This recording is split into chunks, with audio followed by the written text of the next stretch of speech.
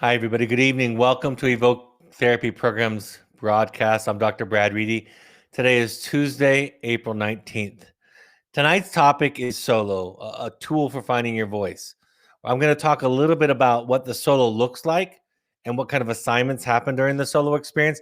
And then I'm going to talk about the idea of aloneness, the idea of finding your own voice. What can we do in our lives to replicate this kind of intervention that the children who come to our program have the opportunity to participate in?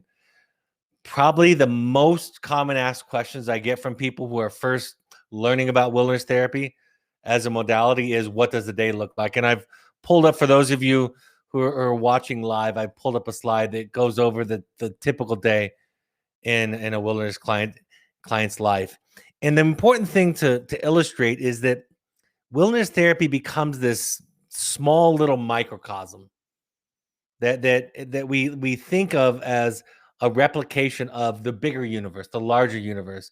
But because we've shrunk it down, we've put it into a manageable size, we can intervene with the behaviors, intervene with the relationships. We can look over them and learn from the children and how they're responding. The great thing about wilderness therapy is it doesn't rely on self-report. One of the greatest weaknesses in working with young people, in fact, I think you could also extend this to adults, is that the therapist relies on self-report, meaning, how are you doing this week? What's going on for you? And most adolescents and young adults are resistant to go to therapy. There are a few that choose to initiate therapy themselves, but the more common dynamic is that a parent sees a struggling child and makes therapy a part of some kind of contract or expectation. So the child is asked or required to go into therapy.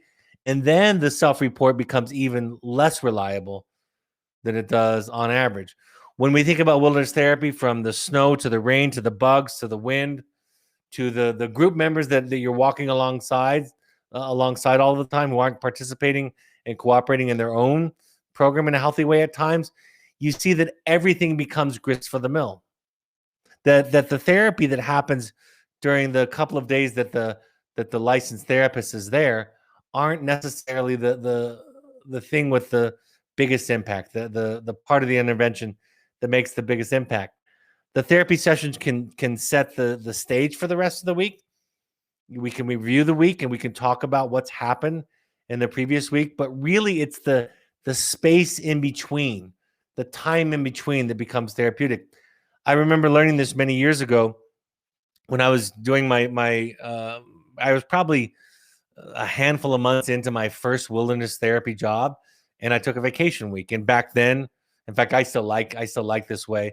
Back then, we didn't have a substitute therapist come in, but the senior staff, or one of the senior staff who had been with the children for the entire week, would give the weekly report. It wasn't as clinically sophisticated as a therapist might offer, but it gave a worm's eye view about how the child was doing. And so many parents talked about the value of hearing that perspective, that vantage point.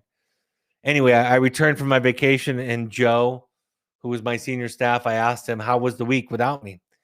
And he said, best week we've ever had, best week the students have ever had. And I remember being, I think, rightfully humbled that it wasn't me that was making the difference. It was being in the wilderness. This idea of going out into the wilderness to find yourself.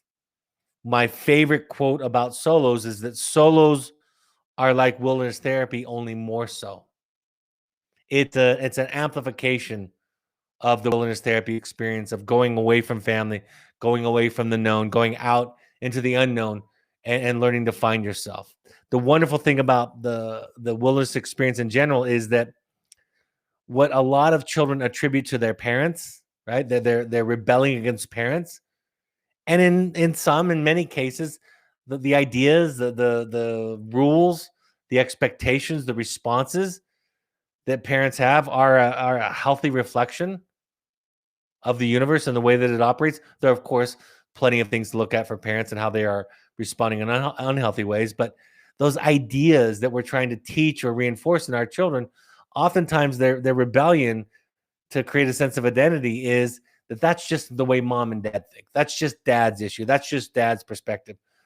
But when you're out there, and it's raining at night and you didn't take the time to build your shelter, or you put your pack together haphazardly and it's leaning over to one side, you don't need a lot of lectures to teach the lessons. The law of the harvest, what you sow is what you reap, doesn't need to be taught to a farmer. It's inherent in the experience of farming. And so wilderness therapy becomes this place where you kind of shadow box as a child. You fight against nothing. You're fighting against nature at times. And what you find from that experience is that the fight is within you. The struggle is within you. The rebellion is inside of you. And so wilderness therapy itself is this exploration, this crossing of a threshold into the unknown, the uncomfortable, to find yourself. And solos is an amplification of that. What the solo looks like, what the intervention looks like, is very simple. It ranges from about 42 to 72 hours. And the staff will find specific areas or sites, campsites that we use where supervision is easier, and they will spread the clients out away from each other.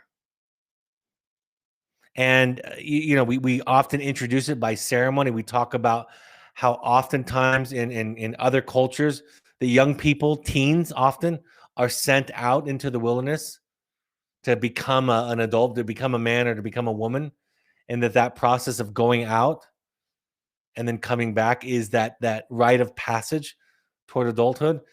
And we might introduce it with a ceremony teaching that kind of principle. So we set them up in terms of safety. We make sure that if somebody's going to be a run risk, if somebody's going to walk away, then they're not put outside of staff's eye shot and earshot. Well, none of them are put outside of staff earshot, but they're going to be closer to camp, sometimes even in camp.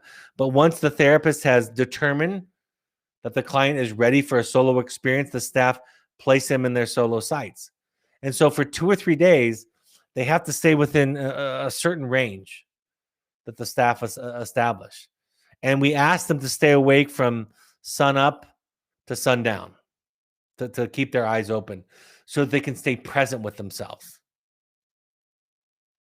We come around and check on them several times throughout the day. If any of them ever get in distress, like they trip over something or they cut themselves on a sharp rock or something like that, they can call their name. And then everybody who hears the name being called will then repeat the name out loud so the staff will know exactly where to go to. We've never had any serious injuries on solos in our 20-plus year history, but that's the format that we use to kind of protect and make sure that we're managing. They're not allowed to talk to each other. We try to keep them out of the eye line of each other. And really, it's just a time to spend time with yourself and see how you like the company. I had a client not too long ago ask me in kind of an embarrassed tone, have you ever gone to the movies by yourself? And I shared with this person in young adulthood, I said, early on in my life, it was very, very rare for me. And I felt very anxious and insecure about the experience. And now I absolutely love going to the theater by myself, both movie theater and also I love seeing Broadway shows. I love going to the theater. I love being immersed in the experience. I love the silence of it, if you will. I love that I don't have to attend to anybody else's experience and I can be in that moment. I love going out to dinner by myself. I love saying to the host or the hostess that a table for one. I like the experience of spending time, but that wasn't something that I felt early on. I would have not only felt uncomfortable, I think intrinsically, I would have felt somehow judged by the other people seeing me. One time I actually bumped into a friend, a colleague of mine at the theater. My daughter and I were going to see a scary movie together. It was actually, oh shoot, I forget the name of the movie, but it was actually a really good movie. And we were going to see it, and we bumped into my friend and colleague, and my daughter and I recall that that my colleague made several excuses about why he was there alone, saying my wife doesn't like movies, and you could feel his anxiety about being alone. So there's something in our culture, even our idea about asking people in young adulthood, are you dating anybody? Are you Is there anything going on in your romantic life? There's this idea that being with people is better. And part of what happens as we do our work is we begin to value both. We value the connections, the social time we have, but we also can get value out of and enjoy the experience of being alone. So 72 hours. We oftentimes will ask for some of the solo from the client or the student to have no assignment whatsoever. No reading materials, no writing materials, no art materials, because we want them to experience the experience of being alone.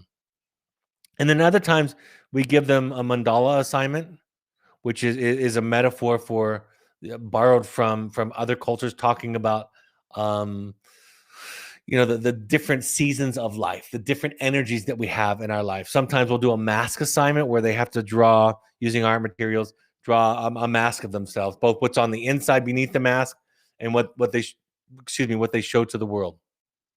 If they want it, even when the staff come around to check on them, we ask them not to engage the staff verbally unless it's an emergency. And we ask them just to leave a note. They make a little mailbox, a little rock Karen that we teach them how to make, and they put their note in that, and the staff will respond to that. And then, of course, we check on them throughout the day until it's bedtime. So that's the solo experience. I will tell you that students will often talk about it as their worst part of their wellness experience. They'll often talk about it as the best part of their wellness experience. Some clients, if they're here long enough, we want every student, if we can, to have at least one experience on solo. Some clients will tell you that their first solo, if they have the chance to experience two, that their first solo was one way, felt one way to them, and their second solo felt quite differently to them. It exposes the growth, the change. And I'm not saying one is better or worse, but it exposes the kind of transformation that clients are going through. So let's talk about the idea of aloneness, the idea of identity, the idea of differentiation, and we'll bring it back in the end to the solo experience. I wrote this last week. I wrote, one can be available to intimacy to the extent that they've overcome the fear of being alone. In other words, if we're not comfortable being alone, it will be very difficult, or to the extent that we're uncomfortable, we won't be able to be in an intimate relationship, because our fears of being rejected and alone will block our awareness and our insight into what we need. If I have to be with you, you've heard this before. People talk about this in the context of marriage, that being in love is being able to live without each other and choosing not to. That to have an intimate marriage, divorce has to be an option. If divorce isn't an option, then there's no choice. You're being compelled to be together. That if we are terrified or uncomfortable of being alone, to the extent that we are those things, we will find our ability to be connected and intimate threatened. I will be willing to give up parts of myself, some of my needs, my expressions of truth, to maintain the intimacy, because I'm terrified of being alone. So there's a direct connection between our comfort, our ability, our fear of being alone, and our ability to be in intimate relationships. Intimacy has to be a choice. We can't be compelled. We can't be staying out of fear. Or we can, of course we can, but that means that we're not going to be able to be ourselves, because the risk is too great in the process. Going on, I love this, and I quoted this partially in The Journey of the Heroic Parent. I mentioned Broadway a few moments ago. In somewhere in the 2000s, my wife kind of tricked me. We were going on vacation to Los Angeles, and I wanted to go to baseball games because that was my thing. And she said, "Why don't you just come to Hollywood and Vine, to the Pantages Theater? Wicked is playing there." I actually tried to read the book Wicked in the wilderness. A staff was reading, and I tried to read it, and I really couldn't connect to it. The language was very archaic. But my wife said, "I think the musical is a little bit different," and she played it really low key, as she's known to do with these kinds of things. And so I sat through the first act, And at the end of the first act, this scene where the Wicked Witch of the East, of the West, Elphaba, the green lady in the Wizard of Oz, was being presented with this dilemma by the wizard, that if he asked her, if you help me control, if you help me trick the people of Oz, if we use your magic and my oration skills, we can control Oz together. And Elphaba, having the integrity that she had, she was unwilling to make this compromise, to give up her own values.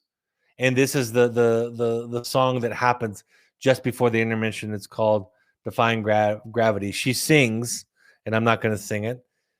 She sings, I'm through accepting limits because someone says they're so. Some things I cannot change, but until I try, I'll never know. Too long I've been afraid of. Losing love, I guess I've lost. Well, if that's love, it comes at much too high a cost. The story of sacrificing who we are to maintain connection because of the absolute terror of being alone is a constant theme in our stories. It's a constant theme in our myths. It's a constant theme in our poetry, our music, and the art we look at. And so this balance, this yin and yang of being who you are and being connected is what psychologists refer to as differentiation.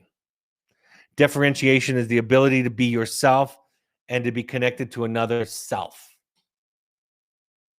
To be connected to who you are, your truth, your values, your beliefs, your feelings, your emotions, and to be in a relationship with somebody where they are allowed to be themselves also. And the warmth, the connection, the shared space between the two of you, the intimacy between the two of you is that other part of the equation of intimacy. This really comes from Erik Erikson. Erik Erikson looked at Freud's stages and developed what almost every therapist, no matter which model they follow, references Erikson's stages of development at some point. The idea that we go through certain critical stages with certain needs, certain tasks at various ages of our lives. And for adolescents, and this is no surprise to anybody, adolescence, which Erikson puts at around 13 to 21, and these are just arbitrary numbers, arbitrary ages, but that teen years, that's the time of identity. Who am I? And the mess that adolescents get themselves into with their peer groups is part of that exploration, part of that experimentation, part of figuring out who they are. The reason they're acting out in rebellion in many cases is to exercise that this is who I am muscle. And when the environment in some way interferes with that need of self-exploration, that's oftentimes when things go sideways. It's not a complete explanation, but we always look to that. It is at least one area to consider, that something is blocking that need, that core human desire to figure out who one is during adolescence. And the threat or the blockage of that is going to develop, is going to create symptomology. It's going to come out sideways. So this idea about figuring out who we are is the stage of adolescence. And then in young adulthood, it's about developing intimate relationships. This is the important piece, because I'm going to talk about this throughout tonight's broadcast. Identity development precedes intimacy. What makes the theory developmental is that the stages build upon the previous stages.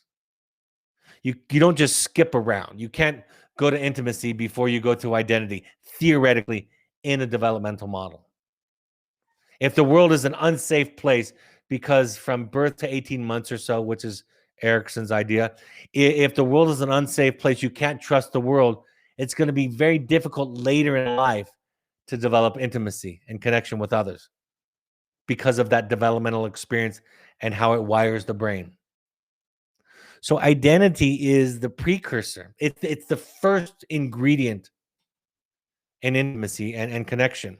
And so the act of a child going away into the wilderness for 2.5 months, the act of sending the child to a wilderness therapy program and you staying at home as parents is a physical manifestation of the stage of identity development.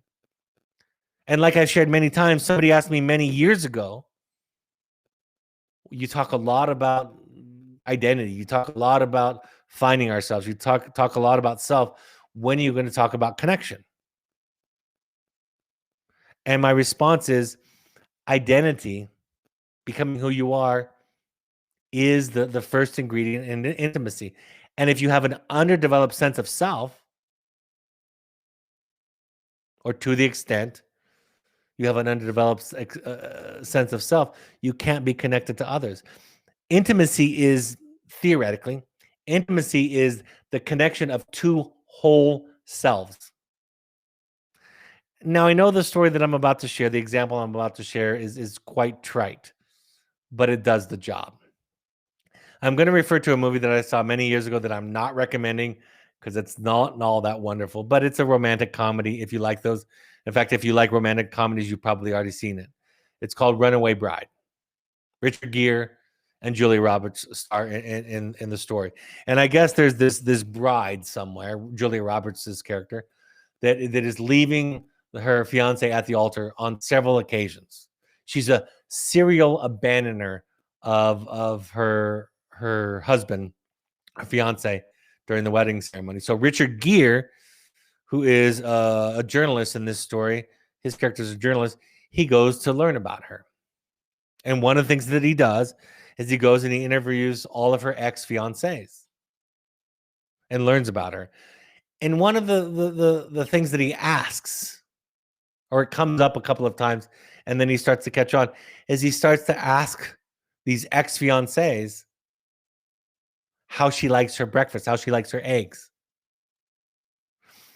And the first one says something like she loves them poached, only poached. And the next one says she loves them fried. And the next one says she loves them scrambled or in an omelet. And each person has a very specific description of how the character played by Julia Roberts likes her eggs. And this becomes a metaphor for how chameleon-like she had become. How she had learned to please other people. We were having a retreat the other day, and we were playing some games in the evening, a work retreat. And somebody was asking the question to me and a few others, describe yourself in high school in 2 sentences. And I loved what my colleague said. Somebody asked him how to describe himself in high school, saying, what were you like in high school? And his response was, I was anything you needed me to be. And I thought that's the way a lot of us are in high school.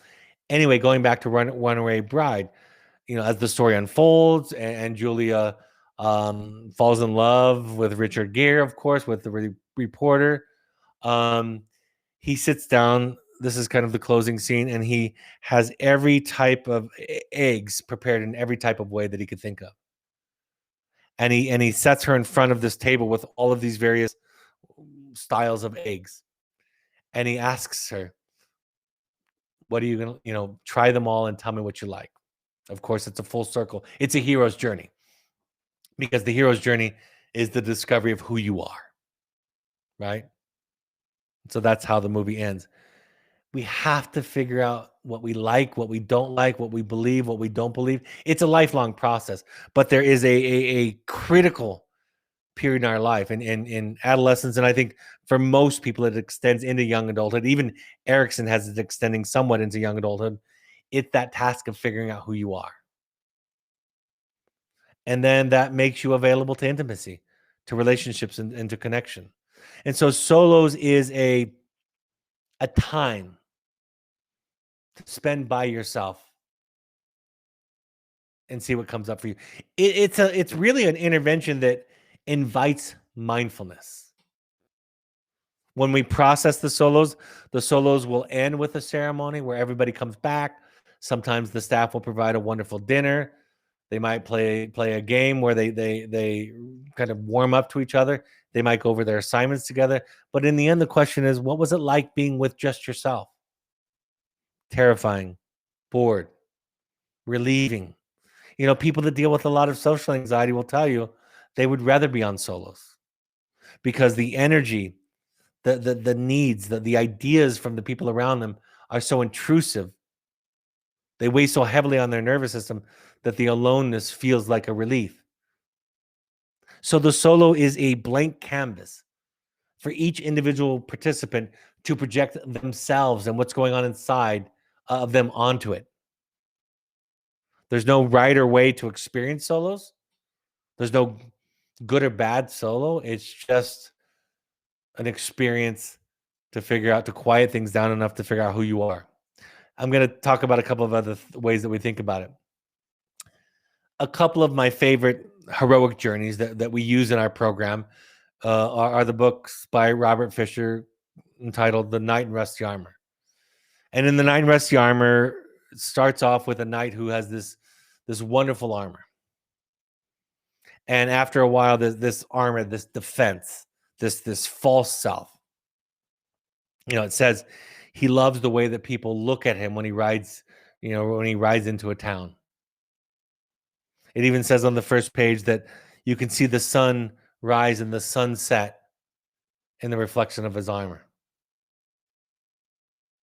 And he wears this so much that he loses contact with himself. He can't even, at some point, it becomes so fixed on him that he can't lift up the visor to feed himself. And so the wife has to chew food and then feed him the chewed up food through a straw, which she gets tired of doing because it's not her job to raise another child. And she gives him an ultimatum to take off this armor or she's going to take their son Christopher and leave. So the knight goes about trying to get his armor off. He goes to the blacksmith because that's the place to go, right? You go to the behavioral therapist to get the armor off, right? They're just going to peel it off. The blacksmith, the strongest man in the kingdom, is incapable of getting the armor off. In fact, he hits the knight over the head as hard as he can, and the knight says, "I don't even feel it." And at one point, as it happens with people who have a lot of armor, he inadvertently steps on the Blackfoot's foot and hurts the Blackfoot because the armor that we wear to protect ourselves hurts others. That's what it does. So the blacksmith, unable to help him, the knight figures, I'll go to the king. The king is somebody I admire greatly. I love the king. I'm going to go find the king. He goes to the king's castle, and he learns from the court jester, Gladbag, that the king has left, that he's gone on a crusade. The knight is very hurt by this. He again steps on Gladbag's foot, and Gladbag is not too happy about it. Gladbag suggests to him, you can go look for the king, or you can look for Merlin, the magician. I think Merlin can help you get your armor off. So he goes into the forest to look for Merlin. He goes through the ordeal. He's starving. He's dehydrated. He can't feed himself. And he found Merlin when he was feeling weaker than usual. And it reads, the knight climbed off his horse. I've been looking for you. I've been lost for months, he says to Merlin. You've been lost all of your life, corrected Merlin. The knight stiffened. I didn't come all this way to be insulted. Perhaps you have always taken the truth to be an insult, said Merlin. When we're confronted with the truth about ourselves, we take it hard, right? It becomes painful. It becomes a criticism. I think one of the things that's happened in these broadcasts over the 15 years that I've been doing them is that I think initially the way that I said it was insulting and judgmental back in 2007, 8, 9. And I think what's happened now is I'm just talking about what is. At any rate, Merlin offers this feedback to the knight. But the key is the key point that I want to make here. It's often when we are weaker. It's often when we are hopeless. Just like you all who've sent your children to Evoke. This is not the first effort on your part to try to make things better. You've tried a few things. You've tried everything within your power at home until you get to the point where you say, I don't know what to do anymore. I'm at the end of my rope. I'm at my wit's end. And then wilderness therapy becomes an option. So everybody's kind of primed and ready for it. One of the things I say to parents is that our clients have to experience the futility of their old ways of doing things. And so for the first 2 or 3 weeks, they just do more of what they were trying to do at home, or they do more of what they think their parents want. And then in a therapeutic context, we explain to them it's not quite that way. Yelling louder won't get somebody who doesn't understand English to understand you. You're trying to be good. You're trying to get it right. And we're trying to figure out who you are. What's hurting? What's wounded? What's broken underneath your armor? So Merlin tells the knight, you got to go on the path of truth. And on the path of truth, you'll come across 3 castles. The castle of silence, the castle of knowledge, and the castle of will and daring. And you can't go around them. And he proceeds to follow. He's got no other idea. I mean, everything else he's tried, the blacksmith, everything, he can't get it off. So he tries it. And he goes to the castle of silence. And in the castle of silence, his 2 guides that Merlin had provided for him, Squirrel and Rebecca the bird, they have to stay out. And they say, we can't go into the castle of silence with you. You have to go in this alone. In Joseph Campbell, the gentleman that we talk about a lot, that I based a lot of my writing on, Joseph Campbell, who was the mythologist who studied myths, he explains that this is the belly of the whale. You have to go inside yourself. That's what the castle of silence is a metaphor for. Going inside of yourself. The heroic parent, the journey of the heroic parent is the one that's willing to look at themselves. The one that's willing to explore their own wounding, their own issue. The one who has enough courage to say, I might have some contribution to the problems in my life. I might be in some way contributing to the issues in my life, to the unhappiness of my life. As opposed to, it's my child or my spouse or my boss or my friends or my community that's causing me to be unhappy. So anyway, he goes into the castle of silence. It's dark. He can barely see. And he meets the king. And this doesn't make sense to him because he'd been told that the king went on a crusade. And the king says, well, I just tell people it's a crusade. You know, when you ask me, what should I tell my family and friends? Where should I tell them my son or daughter or child has gone? And I kind of answer with, whatever feels comfortable for you and for your child. This is that same moment. The king explains and he says, I tell people crusades because that's what they understand. People understand crusades. They don't understand the path of truth. And the king said, and the knight is confused by this because he said, I didn't know you had issues too. People tell me that all the time. I didn't know that you were struggling with the same issues. And the king says, everybody understands crusades, but few understand truth. I never thought of you being stuck, king. You are so wise, said the knight. The king laughed ruefully. I have enough wisdom to know when I'm stuck and to return here so I can learn more about myself. The knight then accidentally steps on the king's toe, hurts him like he did the blacksmith, hurts him like he did the jester, the court jester, and eventually hurts the king who he loves dearly, steps on the king's foot, and apologizes profusely. And then the king responds, says, it's okay. That armor is hurting you more than it's hurting me. Right? That's a shift that parents make in this process. At first, there's anger, there's resentment, not always, but sometimes, for their child and how they're struggling. But after they start to do their own work and to wake up to what is, they start to realize he wasn't or she wasn't or they weren't doing it to me, a child. The armor is hurting them more than it's hurting me. And the knight, of course, is comforted because he has company. But the king explains you can't do this with somebody else. You have to go into yourself. You have to spend some time with yourself and figure yourself out. The knight is very uncomfortable and afraid to be alone. But eventually, as he listens to himself, he starts to have a conversation with somebody named Sam. And Sam is his name. Sam is him. He finds or begins to find himself in the Castle of Silence. And then he moves through that and then goes on to the other castles. The book is a wonderful book. In the sequel that was written by J.D. Gill, my therapist, she explained the wife's journey after the knight was gone and Juliet was left at home by herself. She wrote a series of 4 letters or journal entries, you can think of them as, talking about her experience of being left alone. And somebody says, to her, I think your husband went into the forest. So she goes to look for him. And as she's doing this, she says, I fell into despair. This is her experience. This is her castle of silence. This is her solo. This is her moment of the belly of the whale. This is her dark forest, her dark cave, right?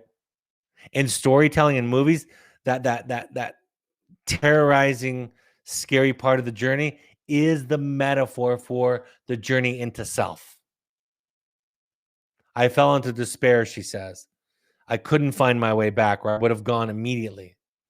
I was lost and terrified. She's writing to her husband. I don't know if you've ever felt this feeling or not, but it was awful.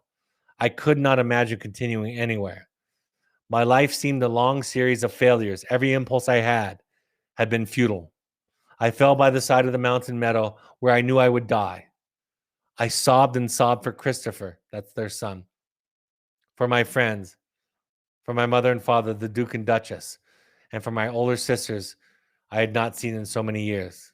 I even sobbed for you and for the failure our dreams have been. So as she goes into her dark night of the soul, her dark and cold cave, as she goes into that place, she begins to feel. And what awakens in her is the love that she has for everybody. And the awareness that she had to begin to unlearn so many things that she had been taught about herself. Really, therapy is about unlearning and discovering who we were before our parents and our peers and our siblings and our schools and our culture and the media told us who we needed to be. And that's why so much of my writing is attacking the myths that we've been taught about ourselves, about the nature of love, about the nature of connection. And is the case in these heroic journeys, as is the case in our lives. Oftentimes in storytelling, the protagonist will come to a crisis before the wise teacher, the Merlin, the magician appears. At her weakest, her teacher appears. She writes, I fell by the side of a mountain meadow where I knew I would die. I'll talk about death for just a second. I'll pause. Death in storytelling is often a symbol for the letting go of the old life, of the old thought, of the old idea, of the old friend. Sometimes what we become aware of as we grow is we outgrow ideas, contexts, even people, sad to say, even people that we've been close to. So she says, where I knew I would die. I sobbed and sobbed for Christopher, for my friends, my mother and father, the Duke and Duchess. I read this. As I was lying there, she says, the strangest thing happened. A woman, I'm still not certain or not whether she was an apparition, appeared beside me. A strange, safe light around her. The light was white and pale blue. Who are you? I asked, amazed. I am Marith, she replied.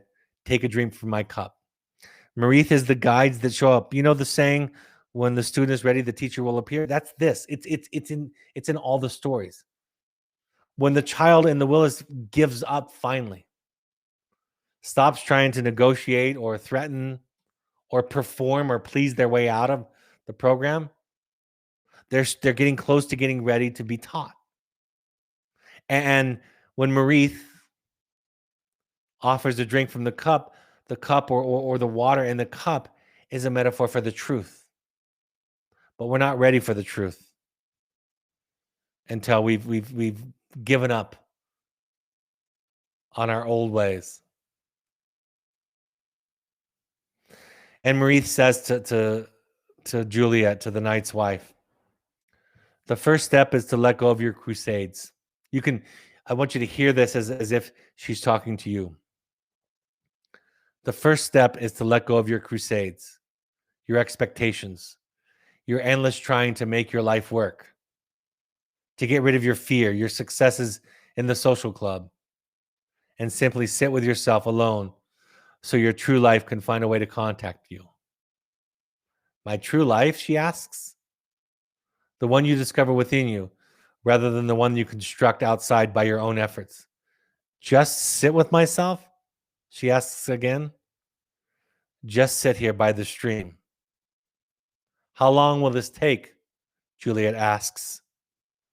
Until the waters are able to give you a true reflection.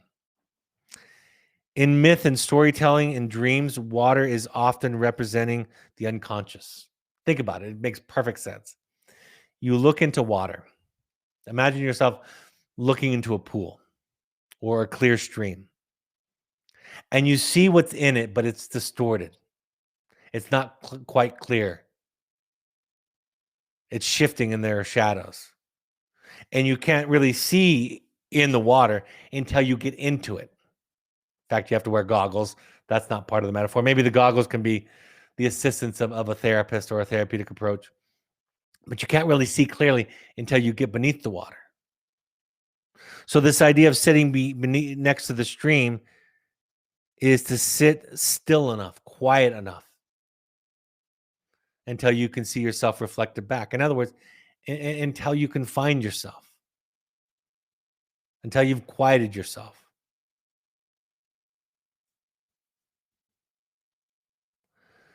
Solos are like wilderness therapy, only more.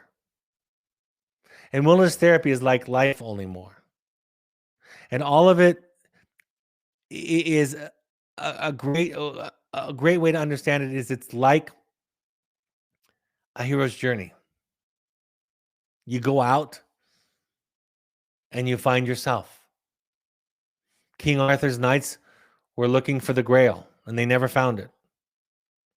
But they came back with tales of adventure. Parents come to Evoke to save their children, and their children, in many cases, need saving immediately.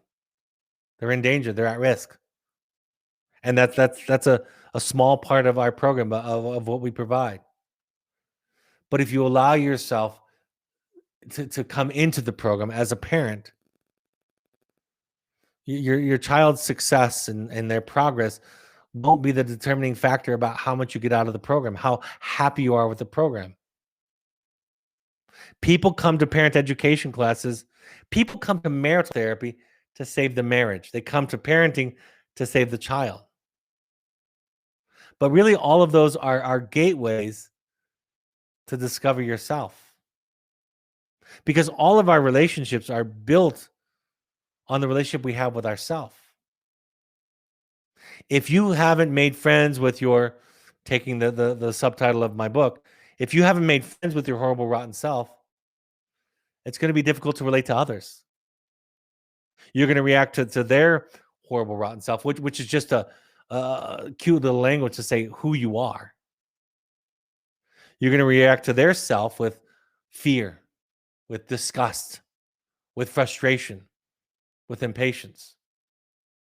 But when you spend enough time going inside of yourself in therapy and meditation and prayer and silent retreats, whatever it is, and get to know yourself, you know everybody else too. The Oracle of Delphi, the quote is "Know thyself." The gateway to understanding your child is you.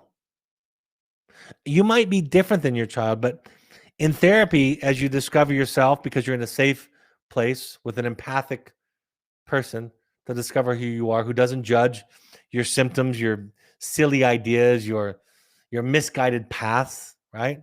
They just sit with you and empathize and understand. And in that context, you discover yourself. Fred Rogers, Mr. Rogers, everybody knows who he is. Fred Rogers didn't tell children how to feel. He provided a safe place for them to feel what they were already feeling. That's what a therapist does. And once you explore the inner landscape of you, everybody else comes into focus. When Merlin showed up, Merlin showed the knight that he said, I'll come to you whenever you call, whenever you need me. And in a moment of crisis, the knight called Merlin, and he had been taking a shower and he had soap in his hair still. It's a silly story. And he started to respond to the knight's question before the knight asked. And the knight said, wait a second. I didn't ask you anything. Do you read minds? And Merlin chuckled and said, no, I don't read minds. Because I know me, I know you. It's why the therapists are only worth the work that they've done themselves. It's why we ask parents to do their work. It's supported by the theory in attachment research that suggests that the number one predictor of a parent's ability to provide a secure attachment to a child is how much they've made sense out of their own childhood, themselves. And by the way, creating a secure attachment for a child is the number one predictor of their success in life, of their mental wellness, of their mental health, of their resilience. And there are very few statistics in social sciences that prove principles as much as what I just told to you. Doing your own work. I'm going to give a presentation next month in Nashville to a group of therapists. And I'm going to say something I've never said in that setting, which I've repeated on one or two of these broadcasts. I'm going to say, yes, we want parents to do their work, but you have to do yours first. And I'm not talking about reading books and understanding theories. It's like what Carl Jung said. Master all of the theories, master all of the techniques, but at the end of the day, just be one human soul touching another human soul. It's why so many of you have had bad experiences with therapists in the past. You've had bad experiences because the therapist didn't know themselves. And therefore, they couldn't see and understand you. So solos is a tool to find your voice. It's a castle of silence. It's the belly of the whale. It's the dark night of the soul. It's the time to spend time with yourself and see how you like the company. The separation of families temporarily that happens in wilderness, and solos being an amplification of that, is a metaphor for we've got to find, you've got to find you first. They've got to find them first for there to be connection.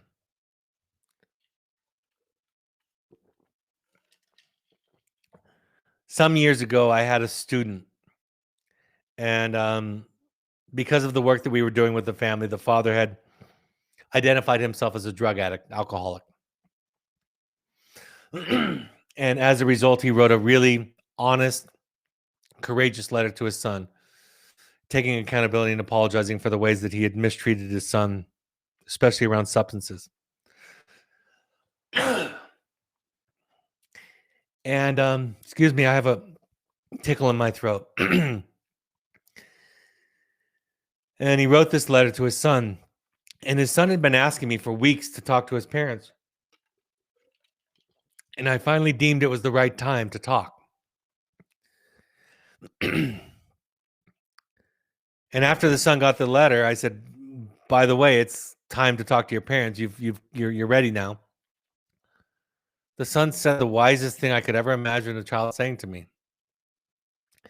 He said, I know I've been begging you for weeks now to talk to my parents. And now that I got this letter, I need time to sit with it. Because he said these words, because if I get on the phone with my dad, I will lose myself. We're working on your identity, their identity, your truth, their truth.